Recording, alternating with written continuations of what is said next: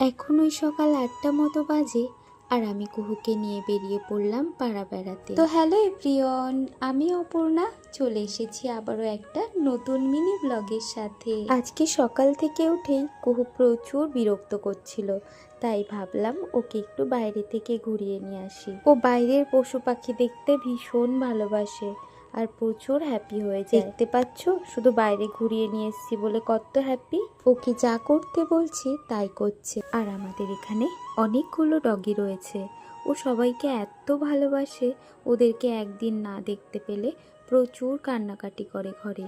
রোজ সন্ধে হবে ওদেরকে দেখাতে নিয়ে বেরোতে হবে, আর ও নিজের হাতে ওদেরকে বিস্কিট খাওয়াবে, আবার সবার নাম ধরে ধরে ডাকবে, ডেকে ডেকে বিস্কিট খাওয়াবে। আর কালকে কি করেছে জানো? ওর ঠামুকে একটা চকলেট দিয়েছিল, তো সেটা আমার কাছে বসে বসে খাচ্ছিল। হঠাৎ করে দেখি ছুটতে ও ঘরে চলে গেল। তারপর চকলেটের একটা টুকরো নিয়ে লক্ষ্মী ঠাকুরের মুখের সামনে ধরেছে আর বলছে খাও খাও। সত্যি, ও যখন জেগে থাকে তখন মনে হয় এই ঘরটাতে আমরা 4জন বাস করি না, আরও অনেকজন বাস করে।